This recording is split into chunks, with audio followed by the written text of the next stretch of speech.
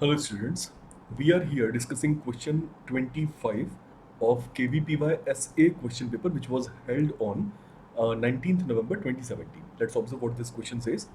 A cylindrical vessel of base radius r, height h, has a narrow neck of height small h, okay, and radius small r at one end.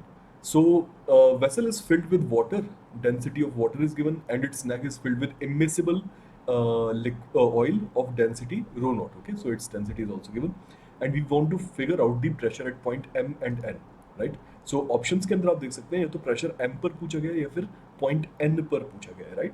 So basically एक बहुत basic question है जिसमें हम जो fluids के अंदर pressure के concepts हैं उनका एप्लीकेशन करेंगे, स्पेशली पास्कल्स लॉ का. Okay, so according to Pascal's law, अगर स्टैटिक फ्लूइड प्रेजेंट है किसी वेसल के अंदर, अगर वेसल के अंदर फ्लूइड मूव नहीं कर रहा है, तो उस केस में जितने भी हॉरिजॉन्टल पॉइंट्स होते हैं एक रेस्ट पर रखे हुए कंटेनर के अंदर, लिक्विड के जितने भी हॉरिजॉन्टल पॉइंट्स होंगे उन सभी पर सेम प्रेशर आना चाहिए. Okay, so accordingly point N and point M दोनों पर सेम प्रेशर आएगा. ना इस प्रेशर को कैलकुलेट कैसे करें, बहुत ईजी है.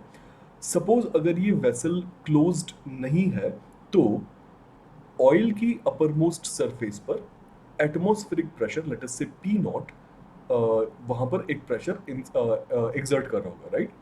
Now oil and water boundary इस नेक पर प्रेजेंट है, right? So therefore we can say कि इस पॉइंट पर pressure due to oil, let us say P, वो कितना होना चाहिए? सो पी की वैल्यू आ जाएगी P not plus density of oil times g times height of oil, right?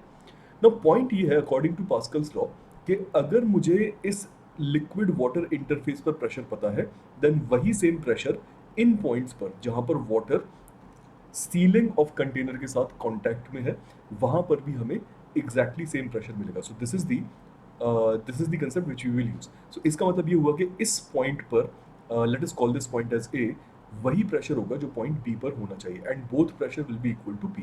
Now what will be pressure then at point M and at point N? Idea is very simple. वो होगा P plus density of water into G into this height, right? So अगर हम P की value ऊपर से put करते हैं तो ये हो जाएगा P not plus rho not g h small h plus rho water small g into capital H, right? Now since इसमें इस क्वेश्चन के अंदर एटमॉस्फेरिक प्रेशर की कोई इन्फॉर्मेशन नहीं दी है, ऑप्शंस के अंदर भी वो यूज़ नहीं किया है, सो हम उसे कंसीडर कर लेंगे जीरो, या फिर आप ये कह सकते हैं कि हमने P M minus P naught किया, that is your gauge pressure.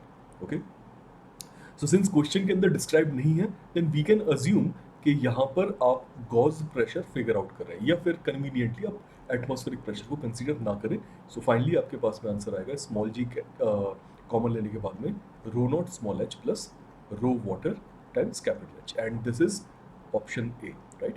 This option matches perfectly with option, this answer matches perfectly with option A, and which is the correct answer. I hope आप सभी को समझ में आया होगा.